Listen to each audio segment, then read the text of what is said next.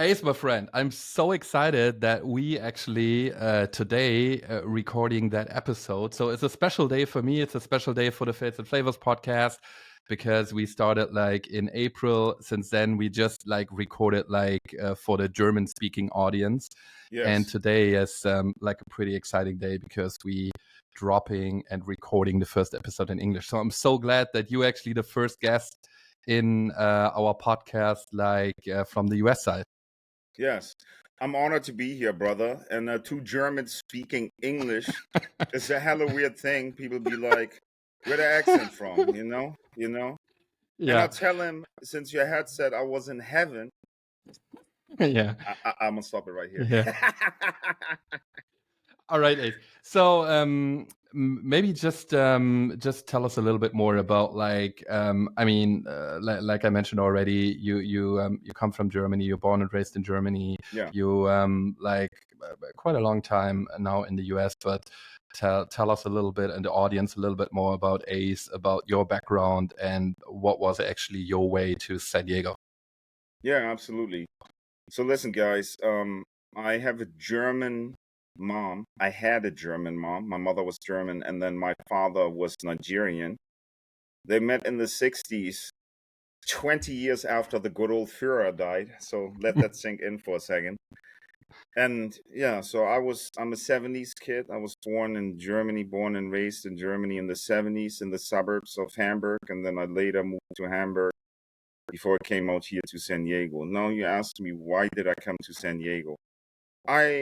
When I was younger, first, my identity was formed through basketball. I played with the top teams in Hamburg, Germany. Hence the 040 So Hamburg. your head is like Hamburg. Right, So it's Hamburg's area code. So if you want to find me, just dial 040 1-800-667. Now I'm playing. But yeah, so I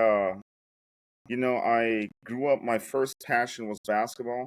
I found a lot of identity through it, because there were just not that many black role models in Germany. And when I was born, black was not the thing to be in Germany. It was like the N-word this, the N-word that. And yeah, so from basketball, my goal was to be the best player I could be. So I played with the top teams in Hamburg, got elected to the top 10 players in Hamburg. We played on a national level. And then the game plan was to try to get myself into the youth national team at the German championship. They had recruiters there. So, I played really well. Then I got invited to play with the national team. But then, like a year and a half later, like my knees were already shot back then, and a series of injuries led me to stop playing basketball. Hip hop was my second passion. So 3 months later, I started rapping first in English. Believe it or not, I had about 3 words that rhymed, so my lyrics were profound, as you can imagine. It was terrible. I'm glad I don't have any recordings from that time. And it was really exciting because eventually I started with a band, and then eventually I went the solo route and was offered a record deal by East West Records. Let me bring something for you. Just hang tight for 1 second.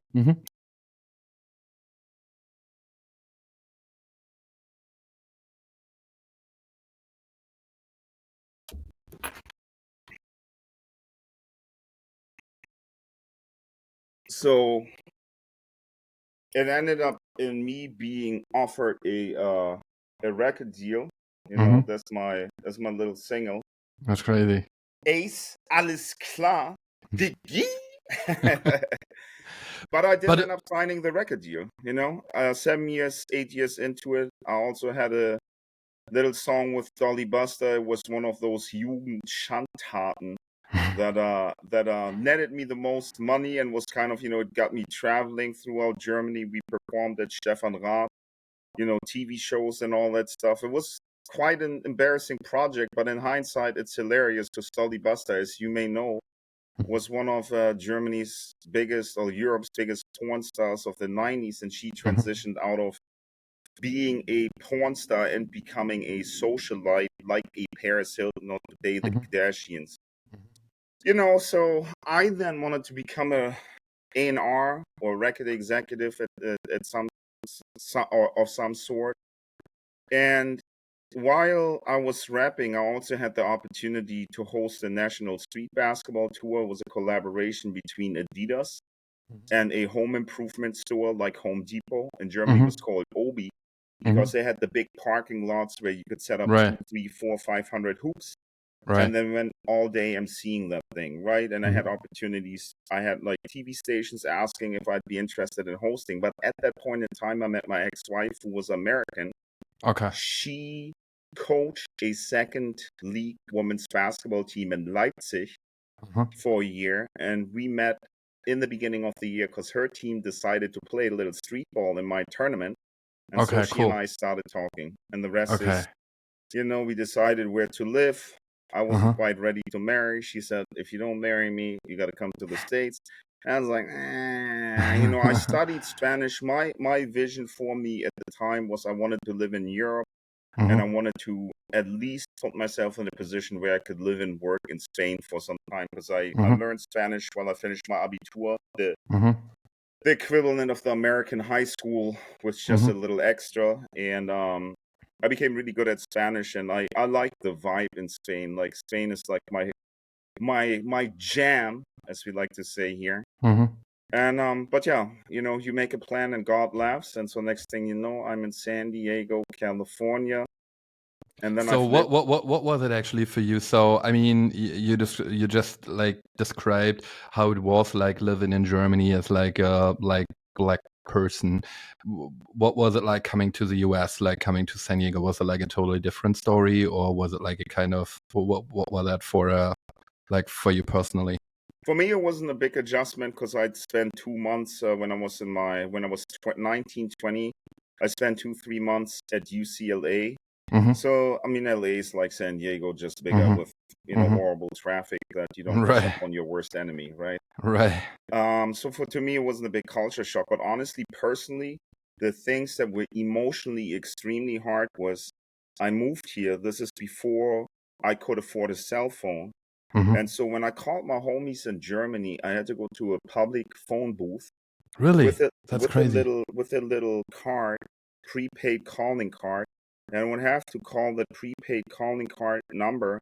We couldn't text, we couldn't send a WhatsApp. This is before Which year was that? Which year was I that? moved to the States in 2001, 2001. Okay, that's the crazy. beginning of the internet. Like the internet really became popular in the late 90s. I would say for consumption by just retail So people. that But was actually the year 2001 as um like 11th September 11th yeah, happened I actually. moved here this summer. Okay, that's 3 crazy. months later, the World Trade Centers Yeah, were right. brought down by a heinous terrorist attack. Yeah, it was That's crazy. crazy. I got That's all crazy. these messages, emails. Bro, you sure you want to move to the United States? Look what's going on there, And I was Right. like, well, Aaliyah died and the World Yeah. Trade Centers collapsed back to back.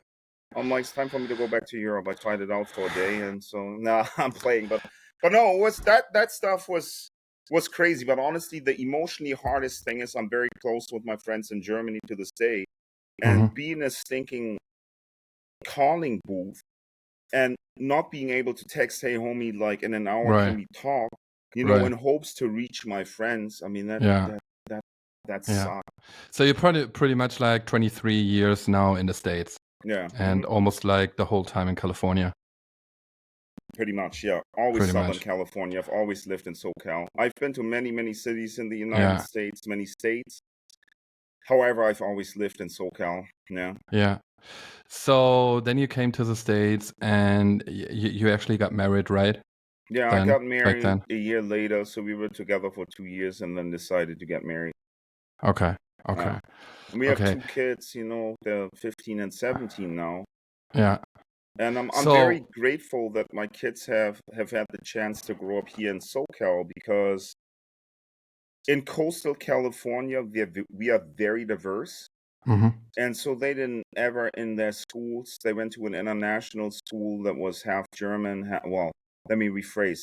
The curriculum was taught one week every subject in German, the next week every subject in Right. English. But it had its strong German community and then also an Mhm. international community. Mhm. So I can say that with utmost certainty.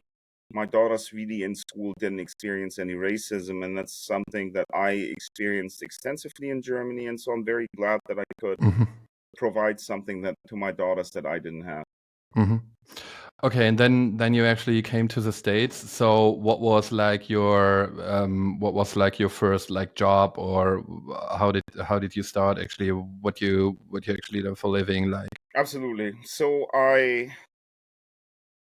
like I said, wanted to be in the music industry, Mhm. and I took classes at UCLA's extension program while I was going to college. Mhm. They had a whole certificate program for the record industry. So, for Mhm. example, in 2002, I took a class, or maybe it was 2003, 4, I don't exactly Mhm. remember, Mhm. a class on how to become an A&R, an artist and Mhm. repertoire manager. And, an A&R just like scouts talent, works with them, pitches them internally to the label, helps set up Mhm. demos and that sort of thing. So I Mhm. interned in a record label at the time out of like the Burbank Universal area where Universal Mhm. Music is as well, Mhm. in a small subgroup called DKG Music. Mhm. And that was 2004 when I interned. And I was rolling around. I was kind of taking care of these rappers, and they were just not good people. And I Mhm. told myself, look, once I finished college, and the projection was that I was going to finish in 2006 or Mhm. 2005 or 6, I was Mhm. like, I'm going to have kids, because my wife Mhm. and I decided we wanted to have kids when I finished school. And I'm like, if I'm around this, I'm not sure how Mhm. good of a husband Right. or Yeah. father I would truly be, right? Mhm.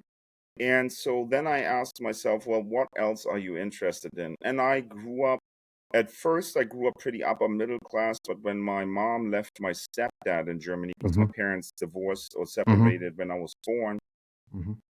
I went from living an upper middle class lifestyle until I was 10 to having a well, he wasn't my stepdad, but my mom's boyfriend had a swastika on his arm, and he was an Mhm. old school like Nazi from World War II. He was 20 years Okay. older than my mom.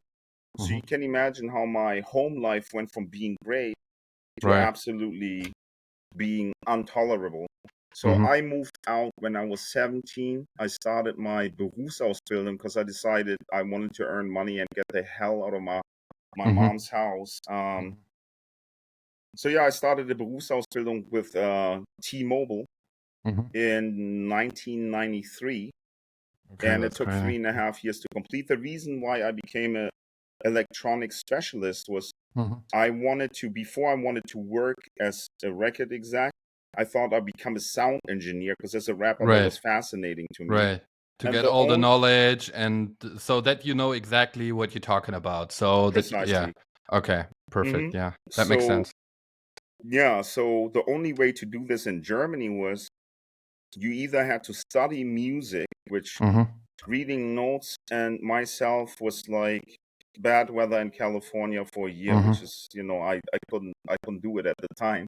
Mhm. And so another segue into this sound, it was owned or was government run or state run, into the Mhm. sound engineering school, was by having an apprenticeship, or Mhm. as we call it in Germany, a Berufsausbildung in electronics. And that's why I Mhm. choose T-Mobile, because it was a big Right. reputable firm. And Right. then I had an opportunity to do my apprenticeship there. But Okay, while I perfect. was doing my apprenticeship, I learned sound engineering ain't my cup of tea, because I was a Mhm. rapper and I was around a lot of sound engineers. And oftentimes you record bands that you're maybe not aligned with. Mhm. Oftentimes artists don't have the discipline and need being babied. And man, I Mhm. ain't got no patience Mhm. for that stuff. So Right. yeah, so then you asked me about my first job, right? So I interned in this record label. I was around these people. I disliked where hip hop went. Hip hop went Mhm. from a community building tool, from the voice of the underdog, to NWA, the rise of Mhm. West Coast hip hop, and saying, F the police, this, that, and the Mhm. other, to then becoming really gangster rap, right? At Mhm. least in my opinion. Mhm. And like this whole gangster rap came with the bravado, the talk about women, the talk about your riches, and it's really not changed that much. And to me, I always loved beats, but a lot of the times the lyrics I couldn't identify with anymore. So I thought, since after we left in Germany, when my mom married well, not married, but had this partner who was a alt Nazi, Yeah. right? She um I lost my train of thought. So we were sorry, it's been a long morning already. But yeah, so anyway, so then I was pretty broke, and money was always an issue. My mom made really a lot of terrible decisions because of her financial predicament. And so I wanted to learn how to invest. So real estate was really hot in the United States in 2003, 4, 5, 6, 7. So I bought my first investment property with my ex-wife in 2003. And since we couldn't afford anything in California, since I was still in school, we flew to Florida, toured the whole state, and bought an investment property in Jacksonville, Florida back in Okay, that's 2003. crazy. Which we 2003. then, I've used property management. I've done the distance landlording thing. I had to learn how to operate that from a distance by switching property management firms, coming up with systems. And, it taught me a valuable lesson about how to remotely manage real estate. But I wanted to understand how investments work and then also help other people along the way. So my first job then out of college, I wanted to work in commercial real estate, because residential real estate here in the United States is a lot of emotional talk. Right. Does the, like the wallpaper fit your needs? Oh, Mr. and Mrs. Klein, isn't this a vintage charmer where, you're being sold an old cottage? And I like the numerical part behind real estate. And so I was thinking commercial real estate would be the route for me to go. The ticket numbers are bigger. You buy a house, half a Right. million bucks, $1 million. Right. You buy an apartment building, $3-4 million. And if you're on a commission only job, or a job that's partly commission, where you get a partial sales incentive, then how shall I say this? You may not sell as many properties, but the numbers are bigger. Right. The numbers all are it bigger. takes is one Right. $200 million building, and you can make a decent amount of money.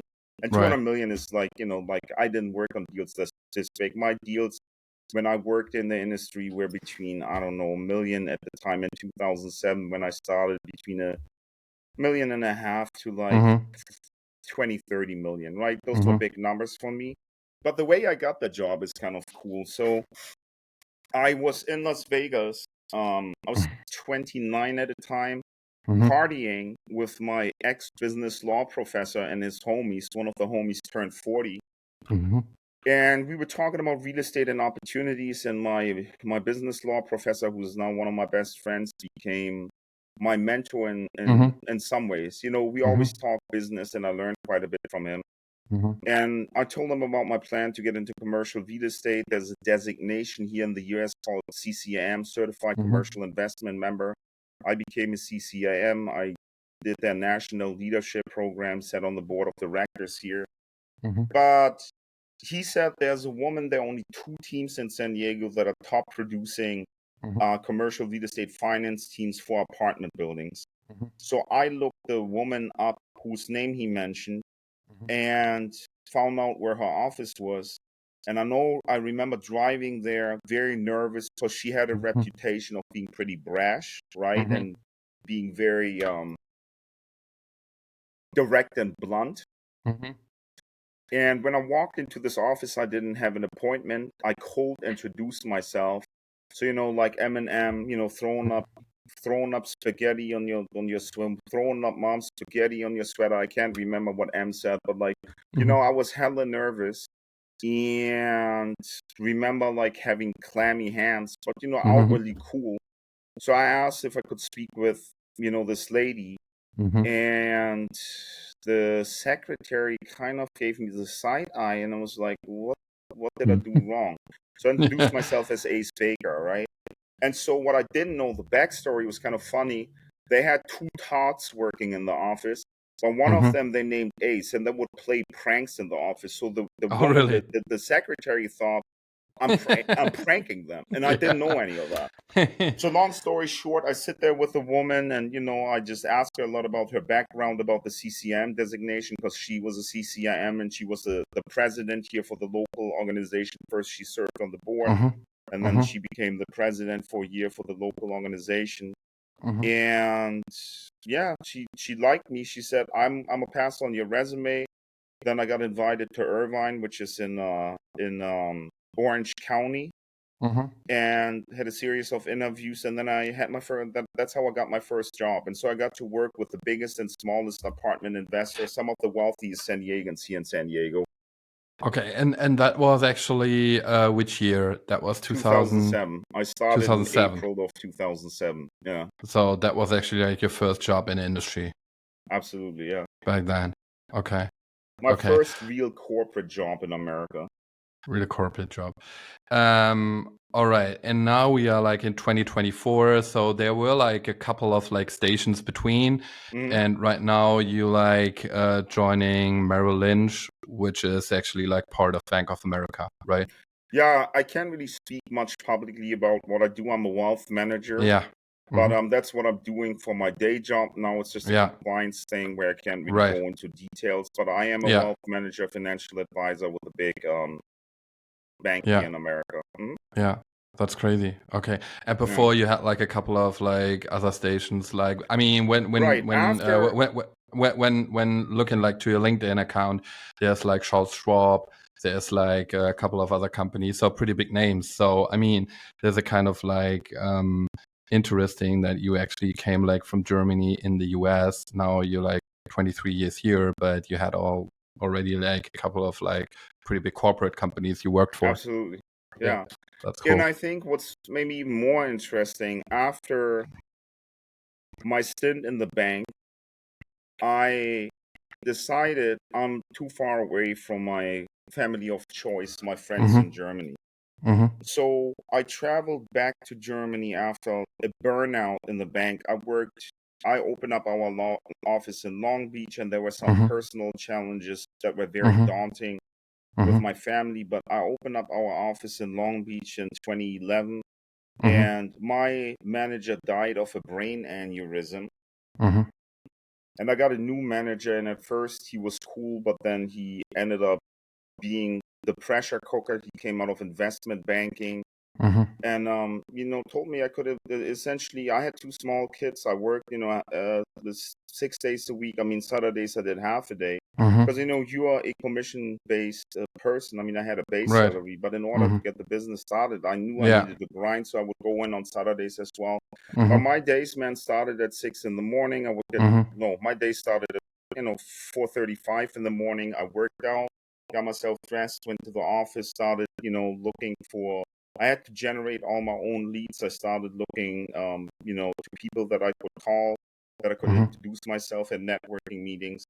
But I would work pretty much from 6 in the morning till midnight, right? With Mm-hmm. breaks, I would take a lunch break. I would go for a walk.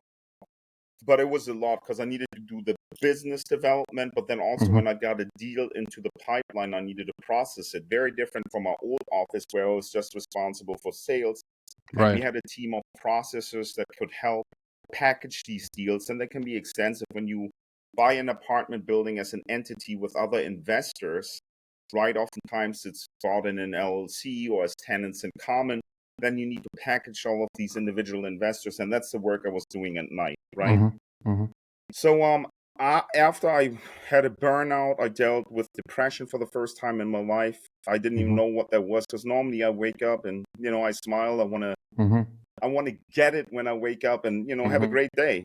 Really, I think life can be short, so I think like I love maximizing my day and like just putting the pedal to the metal. But I burned out, man. I couldn't.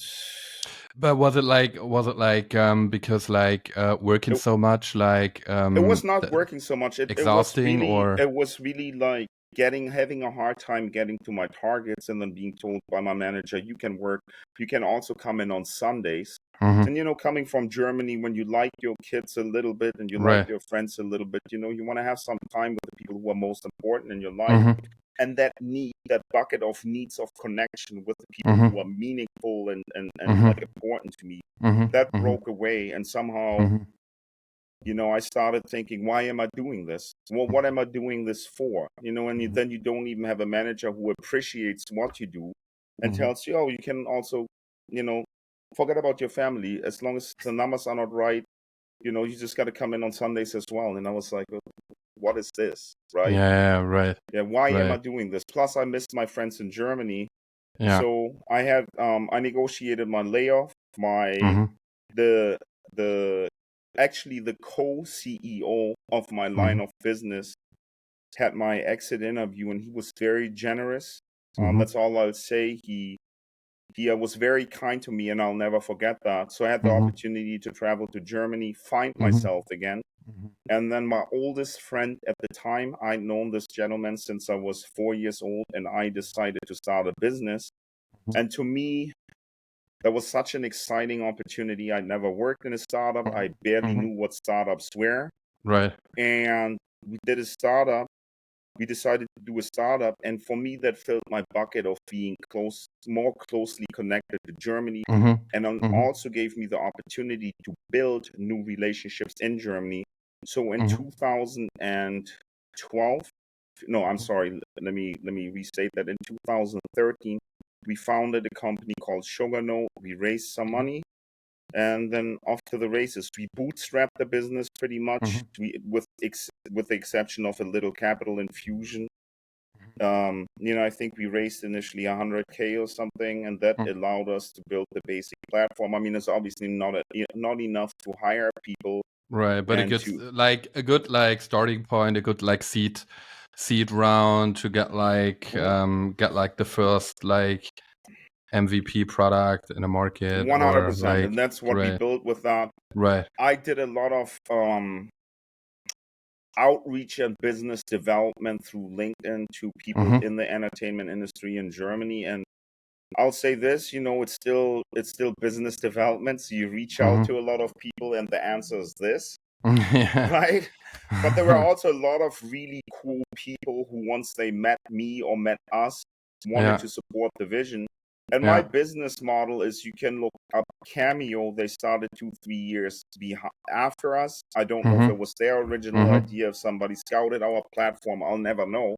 Mm-hmm. But we were here first, but they Mm-hmm. raised a lot more money than us. And they Mm-hmm. must have had a business partnership that worked, because my partnership was anything else but workable.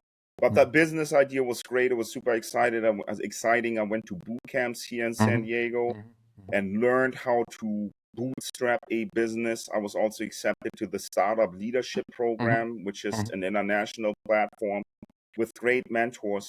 But I realized, if you have a partner who is a entrepreneur instead of an Right. entrepreneur, Right. you can work as hard as It you makes it like. hard, right? You I have, mean that's like it's like a marriage, right? oh So yeah, oh yeah. you have to do like the right decision, and it's pretty easy to find like a co-founder, yeah. But like actually you have to take time, so you have to like have a couple of like meetings and discussions. So what are actually like the vision of each person, right? But Because but it's but like a see, marriage. my When you found a absolutely, company, it's like a marriage. It's not that absolutely, easy to go out 100%. there.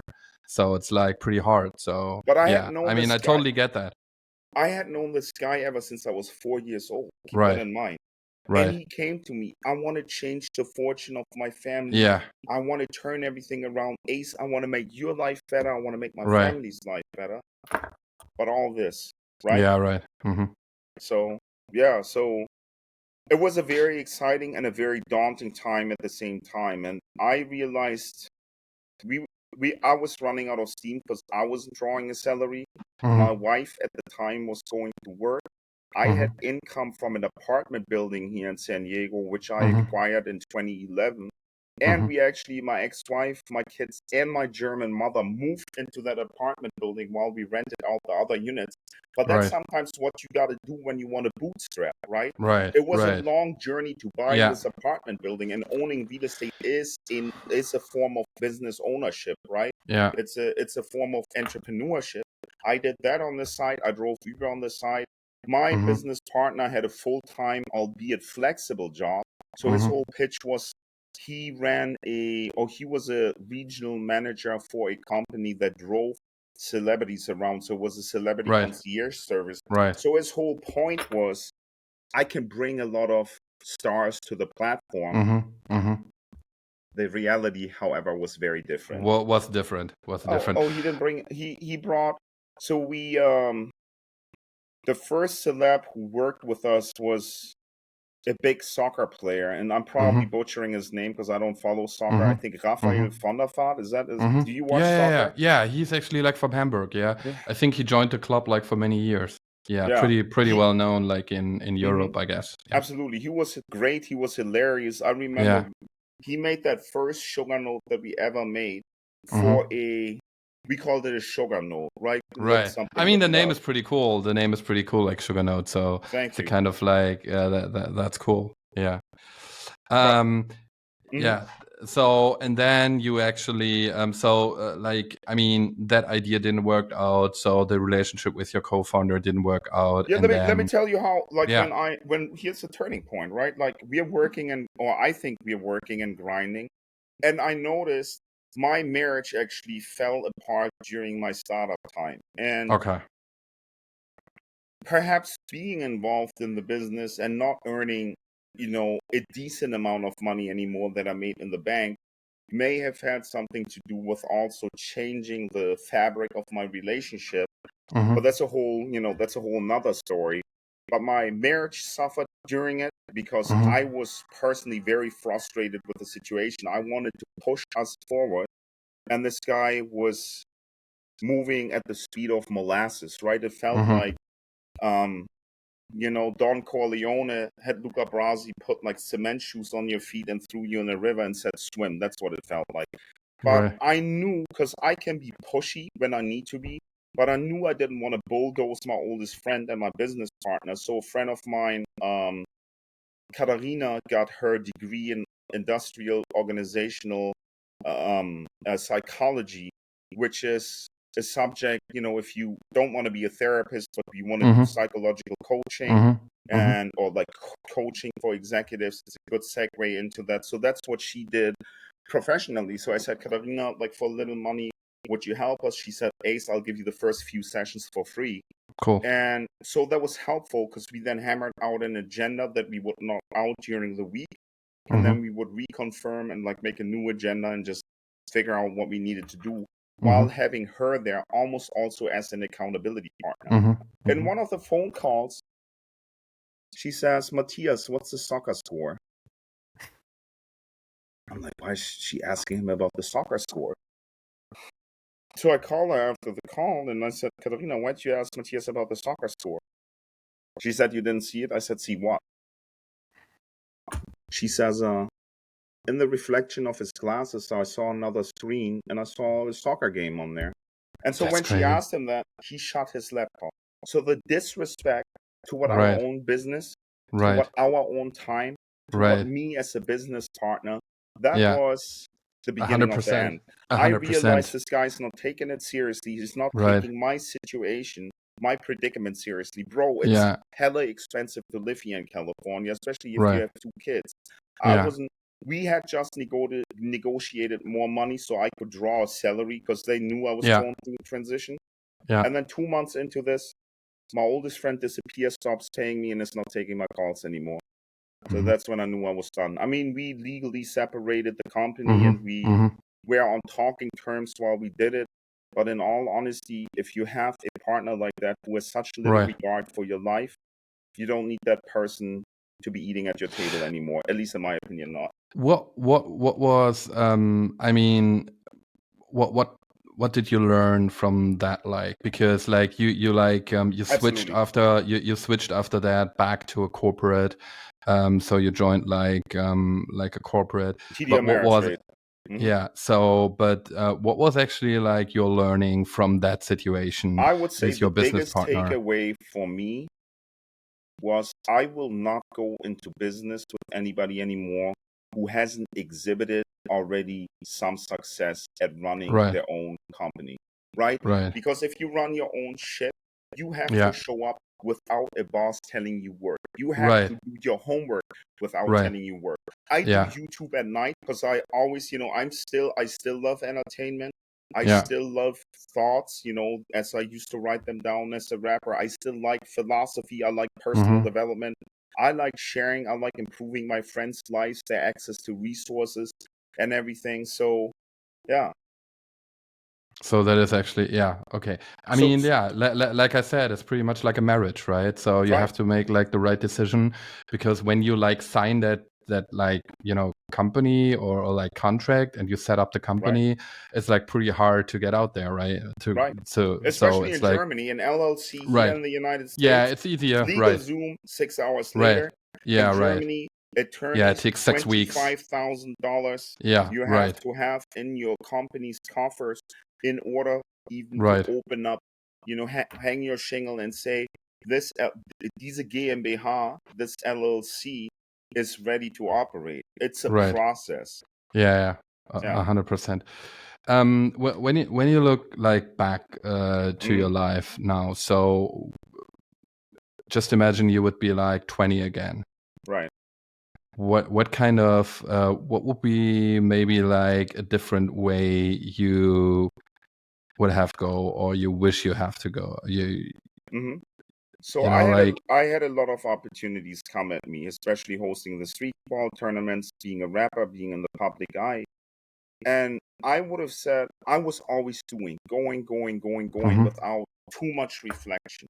mm-hmm, I would tell myself, slow down and drill mm-hmm, down. mm-hmm, I had like a teeny tiny role that was supposed to be a week long in a German TV series called Gegen den Wind. There mm-hmm. was an actress who said, I really love the way you conduct yourself. I love your vibes. She was an Like Afro your passion about 100, like yeah, 100. yeah, And she right. said to me, I would love to help you. And I Mm-hmm, maybe took her information down and next. Didn't even think about it because I was doing my Ace K Baker thing, rapping, hosting street ball mm-hmm, tournaments. Instead of picking up the phone and saying, hey, let's schedule, 30 minutes, mm-hmm, an hour, would love to get to know you too. Right? mm-hmm, So I'd say number one is being more aware that people are one of the best resource, or people are one of the best resource out there to connect your dreams and goals to reality, right? right. Because we can't do it all alone. Even when you have a solopreneur and you run a startup, you need people who can do your marketing, your content, all of that stuff, right? You can Yeah, subcontract it. remembers me on a quote like, your network is your net worth, right? Your I network is your mean, net worth. so it's It like, sounds almost like millennial kitsch, right? Your right, network right, is your net worth. But it's right. But very it's all true. about that, right? Yeah, it's all about that, right? All right. So again, when you look like back, like, I hmm don't know, like 20 years, 25 years, Right. are there any stations, or are there any like situation you wish you had like chosen like a different way, you know? Like, Yeah, for example, with the music industry, okay. I got so disillusioned with hip hop, yet at the same time, I am at spoken word events, spoken word open mic sessions in LA, and Mm-hmm, there was talent that could actually rap or drop lyrics that were 100% aligned with the way I was thinking. So mm-hmm, instead of just thinking, oh, these rappers that I'm driving around are idiots, mm-hmm, like I don't like their lifestyle. That's not in mm-hmm, alignment with me. mm-hmm, Why don't you go out a network of better people who are trying to have a positive impact, who are mm-hmm, content creators, who are rappers, mm-hmm, and work with them? No, I mm-hmm, was just like, I don't like this trend. I mm-hmm, didn't like this experience. I'm out. right. I Mm-hmm, would tell right. myself again, slow down and Mm-hmm, drill down and think more critically about the fact that you can possibly find alignment. mm-hmm, You can bring artists to a record label that are not just profane and mm-hmm. propagate stuff I don't believe in. And because, these days there's so many niches, right? There's Christian rap, Right, there's, right. you Totally. so Yeah, I would have told myself, you're passionate about music. Music has never left me. I still yeah. freestyle and rap for the heck of it, even with my kids now. I But still, is that still, Ace? Is it still like something you like missing? I of mean, right course, now you have like a different day job, right? I mean, you of have like a course, day job for like 40 hours, 45 hours, whatever sure, a week. Is that like something you like miss, and like of wish course. sometimes maybe, okay, that would be like cool to have that like as like a day job, or like as your main project? Well, that's why I'm doing YouTube at night, right? Right. YouTube can open up the segue to many things. I, for Mm-hmm. example, recorded a few songs for which we've made little videos, but they're below the minimum viable product. They just need to be a little bit better for me to bring them to market, but it's not a priority item. My priority right now for me is scale my YouTube channel. So at the time when I reach certain metrics and goals that I've set out for myself, that I can then make a decision how I want to continue. Do I want to continue in this corporate world, or is YouTube really supporting all of my Right. other goals? Because I can still dispense financial advice, just not with the licenses I currently have. I will need to Right. revoke them and go into, a different direction. Will that happen? I don't know, because I currently love working with my clients. But, I'm continuously producing content and I'm meeting better and better people, and it's becoming more and more fun. I was just interviewed for a personal development conference, which will happen online, I think, in a week and a half. I think it's going to be great. And so more and more of that stuff comes into my life. And to me, it's kind of a form of what I like doing, right? It's what I'm Right. passionate about. I write my scripts for the solo videos where I'm the talking head, so to speak. And I do interviews like you, I actually interviewed you. Yeah, we did. Yeah, for like the 85M, that was pretty cool. Yeah, I like that. Absolutely. I like that. So when you look back, Ace, what was actually like the hardest time in your life? When you think like on like, I mean, it can be Sure. like a situation in business. I mean, you told us a little bit more about like your startup company, but also like on a personal side. What would you say? What was actually like your hardest time you had to go through? I think back in toward the end of 2015, my marriage fell apart, and I realized I had to remove myself from this business and take a regular corporate job again. Nothing I wanted to do. I wanted to live between Germany, Europe, especially Spain, and then the United States. I wanted to truly build something that I could do internationally, because I love working, man. I love grinding. I like helping people. I like having an impact. So it's not that I didn't But a want to kind work. of like more flexibility and Absolutely. like doing it more remote, hybrid, whatever. And So you working don't for have to show up like now every morning at 8 or 9 o'clock. Yeah, and it's not even that. Even if I Yeah. have to show up every morning, Right. I was Right. grinding for the startup, 9-hour Right. time difference. Yeah. Oftentimes I was working either late night, early mornings to meet Right. my partner's needs, right? Because I was the one with more flexibility. I just did a little Uber driving on the side. But hands down, the hardest time was having my marriage fail. At the same time, my business failed, and I lost both of my parents. I was depressed. I had suicidal tendencies, like in a sense that I had the feeling, screw me, I don't want to be here anymore. I don't want to do this anymore. I'm out of steam. I mean, luckily, I have beautiful daughters that give me purpose. And just thinking that if I'm not here anymore, my daughters would have to live without a father, and my friends would have to live without me. Of course, everybody is at some point replaceable, but these memories, I've lost a brother to suicide. I have lost friends to suicide. I've lost friends already now because, we are getting up there in age, right? And so that was super hard. And anybody who's going through depression, I hope you have good friends around you. I hope you have good support, because this is sometimes stuff we can't do alone. And What was your where did you get like support from and from my help? friends. Like okay. Yeah, my biggest thing that keeps me going when everything else gets dark is my friends and my kids. I have really a handful of good friends around me that I can call 24/7, that always got my back. I got a couch, in my friend's house because here I lost both parents. I'm alone. I don't have any family in the United States except for a younger brother who just moved here a couple of years ago, who had to get his master's in computer science. But before that, I had like literally no family here. And if you're alone in a place in the United States, I would say connections are more superficial, and I should probably just speak for California. So if I revise that, I think people are outwardly more friendly, but they're not as committed to friendships as Germans are, from my perspective. And Yeah. from what I hear other people Right. say, and from what I'm reading, right? It's Right. just culturally different. Yeah, And it is. so So yeah, that's what gives me purpose. That's what gets me through those phases. Hmm. Is that also like when you're facing like challenges, like in the past or now or like in the future, is that also like your source of like energy and like yeah, einfach good vibes, like your two kids, your daughters, and I'm also blessed. like your friends? Yeah. Okay. I have the best friends and I have the best kids. Yeah. I love my daughter so much. We have a very, of course I'm their dad, but we are like friends, right? We Hmm. enjoy spending time with each other. My younger daughter wants to be more of a content creator, so sometimes we do Hmm. stuff together.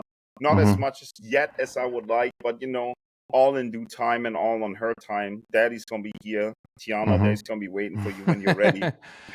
But and my friends are just very collaborative. You met one of my friends in Germany, you know Yeah, what I yeah, mean? yeah, right. So Yeah, so and I like yeah, connecting my friends because I know a rising tide lifts yeah, all boats, right? yeah, If I'm doing well, I can take more of my friends along and help improve their lives, and I know if they're doing better, opportunities will flow my way as well. yeah, uh, yeah, and so we right. can all live a little bit better. When you look to your like two daughters, I mean, you just told me that they are very, very successful in sports. They are like doing a pretty good job up there. What is actually like what you give them like in terms of like learnings and takeaways from your life so far? Is it like Hmm. because I know exactly you spend a lot of time with them. I mean, Right. you're kind of like crazy dad, I would say. I mean, yeah, I mean, Woo! when like when I watch like your YouTube channel or Instagram, I mean, you're kind of like you have a very, very positive energy. You try to actually push the positive energy like out to the Mhm. world. So that is Yeah. actually what I see when I follow you on Instagram. So what is actually like what you like yeah, I mean, tell your kids? right. Like, first of all, I'm not here anymore to tell them anything. They're Yeah, teenagers. They know it all right. better.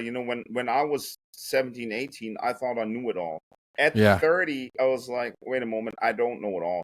Now at right. 40, I'm like, there's still a lot to learn, and I can learn from the best around me. So Mm-hmm. I'm modeling how I conduct myself with other people, Mm-hmm. right? That I'm always encouraging, friendly, and helpful, but I'm also not a pushover because that only goes so far with me. Mm-hmm. If I Mm-hmm. see that it's not reciprocated, I remove myself. If I see that there's disrespect, I remove myself. So I like to support them the way they like to be supported. My Mm-hmm. younger daughter went through a breakup. She's like, Daddy, Mm-hmm. can you help me pick up my stuff? So we picked up Mm-hmm. one of her friends. So I Mm-hmm. was moral support. My older daughter, her boyfriend had relationship troubles with her. Mm-hmm. So he Mm-hmm. came to me and sat down with me. I want my kids to have an Like open a dialogue French. with Yeah, me, yeah, right. right? So, because Yeah. if we talk openly, we can learn how to support our kids and we can still learn how to give them at least guidance or share, hey, here are my experiences. This is something that you may want to look at. When they're little, they need rules. They need black and they need white. Mm-hmm. But when Right. they're teenagers, they need more flexibility and more thinking things through and critical thinking skills. So Mm-hmm. that's how I support my kids. And then simply by being with them, you Mm-hmm. know, Just like, spending time. Just yeah, spending time with them. Yeah. yeah, just spending Yeah. time with your kids. Yeah. Put away your phone. Like, Right. don't call your homies. Then leave your social media, whatever, Yeah. CNBC, whatever is on your phone. Just put that stuff away for a little bit, and Yeah. have a family breakfast, a dinner, whatever that may be. And Yeah. I introduced my friends to my kids. My older daughter wants to be a veterinarian. I said, well, Yeah. it's very expensive to go to school in the States if you're not going to a state school. If you're going to a Yeah. private school that sets you back 50K a semester, I said, Daddy ain't gonna pay for it. Right. I But if mean, you want to go to it's school for free in Germany, you have a German passport. So I connected her with another friend of mine who is a veterinarian, and now they're talking, right? So that's how I support my kids. I think that's so true because I just spent like 2 weeks with my daughter. Hmm. She's like turning 7. So, Hmm. and the most beautiful thing about spending that time with her, so we spent like 2 weeks in Spain with my brother and his girlfriend. And the most Absolutely. beautiful thing about that time was actually just spending time with her, right? Like from waking up in the morning, spending time, taking lunch, taking dinner, just sit down like with people you love. And I mean, in our days now, it's often about, okay, how successful you are, how much money you have, what car you're driving, Mm-hmm. what kind of like watch you're wearing, you know, Yeah. what kind of Stuff shoes that you have. doesn't matter. Right, right. It's like so often it's only about like, what kind of stuff you have. Superficialities. Right, it is. So, and then when you just realize, okay, it's more about like the people, it's more about spending time, it's more about like the connection, then everything else is totally, you know, Secondary. secondary. You know, Yeah. it's like Yeah. so secondary. So, what is actually for you like happiness? When we talking about like a fulfilled life and happiness and like, you know, Yeah. living your best life, what is that actually what for you is happiness, like spending time with the people you love? So to me, it's very simple, right? Yeah. Happiness is a few things. Happiness is emotional freedom, Mm-hmm. financial freedom, Mm-hmm. good health, and time with the people that you care about. And for me, Mm-hmm. I always like meeting new and interesting people as well. So Mm-hmm. having community then. Mm-hmm. Do you Mm-hmm. know, have you ever studied the blue zones? Do you know Yes, what I that did. is? Yes, I did. Yes, I did. So That's the pretty blue zones, interesting. for those Yeah. people who don't know it, it's 5 zones where they have most octogenarians, meaning people who are over 100 years old, Yeah. right? And at first people were thinking, oh, maybe it's diet. No, wait. Yeah. Maybe it's exercise. Oh, no, Yeah. wait. Maybe it's community. And you Yeah. know what? The diets couldn't differ more from each other in some sense, but in some sense, they're also very much the same. Like in all of these blue zones, people don't eat a lot of processed food, hardly any. Mm-hmm. Mm-hmm. Mm-hmm. All of the people have some form of community that keeps Yeah. them going. There's a documentary out on Netflix. I don't know what the name is, but it is about the blue zones. And you see 190, 100-year-old Japanese women sitting there with their friends who they've known since they were 4 years old. That's That crazy. is worth That's a crazy. lot. Yeah. I have a Right. lot of friendships, and a lot sounds. I have a decent amount of friendships with people who I've known for 30 plus years. Mm-hmm. That's Mm-hmm. that's good stuff, my dude. You know what I Mm-hmm. mean? It is. It is. That's what's making me happy. And what makes me particularly happy is when I see my friends thrive and not Mm-hmm. struggle. You know what I Mm-hmm. mean? And Mm-hmm. I want to contribute that to that. Mm-hmm. I've gotten multiple friends jobs in different Mm-hmm. areas where I had Mm-hmm. connections. I have supported my friends, and my friends have supported me in return. Mm-hmm. Mm-hmm. Right? So Right. that I love that. I love seeing everybody eat well. Mm-hmm. So we discussed at the beginning that you actually like born and raised in Germany, and then you came to the US. What is from your point of view like the biggest difference? Because you live a kind of like in two worlds too. Mhm. So you still have like your connection to Germany, you still have like friends and company up there.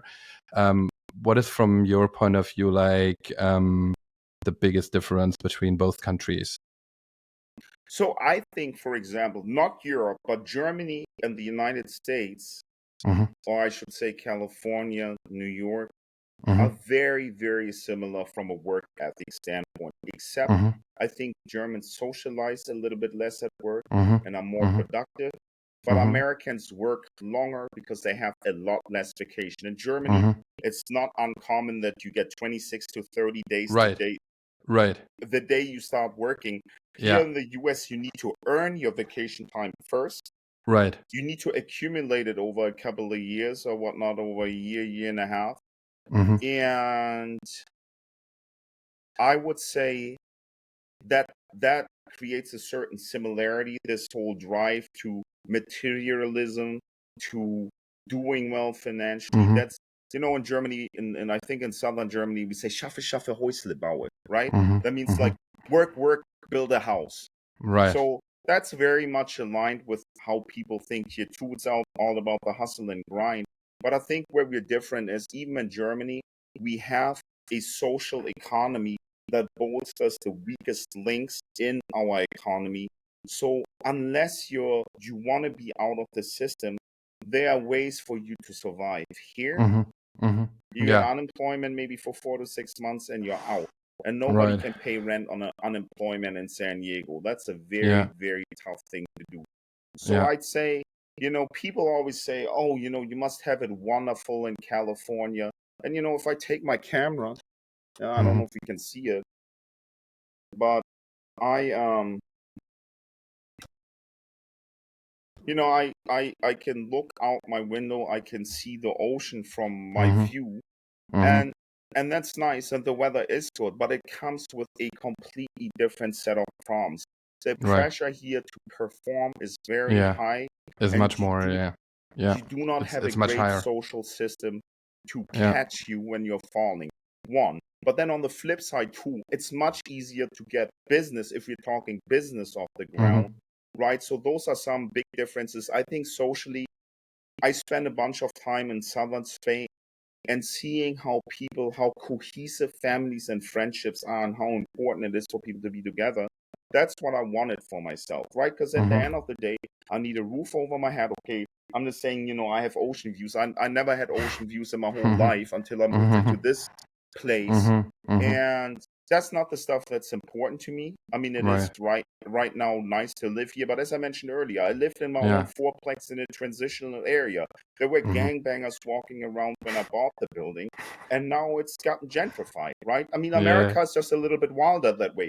You walk down 3 blocks, you go from a great neighborhood to having to wear a bulletproof vest, Yeah. and make sure you're very mindful of your surroundings. It ain't that crazy in Germany. In Yeah. Right. Germany, you don't want to get out in the wrong hood either, Right. but most likely you'll live. Like here, that's not so sure. You remember all these killings in Florida. Remember Yeah. how German tourists went to Florida, took the wrong turn, and next thing you know, they were no longer. You Yeah. Yeah. remember that? Right. Yeah. Yeah. Right. Yeah. That's So crazy. that's a Right. big difference. Yeah. It is. Did you ever I mean, now you're like 24 years here in California in the US. Did you ever consider to go back to Europe or go back to Absolutely. Germany Yeah. sometime? Yeah. Germany, not so much. I love my But friends, like Europe. but Europe as a whole, yes. But in Yeah. an ideal world, Yeah. my daughters will probably spend more time here than in Europe, at least Yeah. from what I'm seeing now. I Yeah. don't think that they will not enjoy spending time in Europe. I Yeah. just don't know if the interest is there Right. yet. Right? I've shown them Spain, I've shown them Germany, a couple of other countries, but mainly Germany and Spain. And they Hmm. like it. The last time I took them to Barcelona Okay, two that's years cool. ago, and they were like, Daddy, we finally understand why you like this place so much, right? Yeah. So Yeah. I want to be close to my family of choice and my daughters. That's my goal. And to Yeah. be able to explore this world a little bit, because traveling for me is a huge personal development tool. First, it's always my aspiration to know at least a few things in the language of the country that I'm traveling to. Hmm. Hmm. And so I would like to truly be able to be mobile, that I can set up my studio where I'm Hmm. recording, or my Hmm. real estate business that I'm doing, Hmm. from anywhere in the world. That would be a Hmm. dream of mine. Yeah. An attainable dream, that is, I think. Right. It is.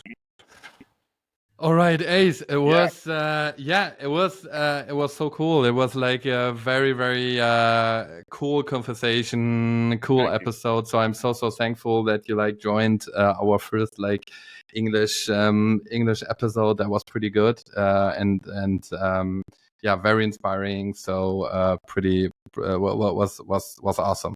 Well, That listen, was brother, cool. thank you so much for having me on the show. Sure.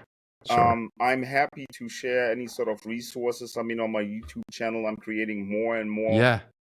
personal development / travel / business content. So Yeah. I'm Yeah, we I'm will I'm put your YouTube channel and your Instagram account in the description under the video and thank you. under the podcast episode. And yeah, thank you so much, Ace, for your time. Thank you so much that we are recording that on a Sunday, so it's Yeah, of actually course. the day off. So it's Yeah. not yeah, I'm No, so it's my thankful and pleasure. so Look, grateful. this is the stuff that I enjoy doing, Right. seeing you, even though I can walk to your house now, which I may be doing later. But, Yeah. just seeing you being here and like elevating your crew as I like to elevate my crew, Yeah. that's the stuff Yeah. I'm doing. And of course, if questions come, I'm happy Yeah. to answer, anybody who has any questions, personal Yeah. development, business, travel. I mean, like I'm here to support. If you need anything, for your audience, just let me know, brother, and we will get it done.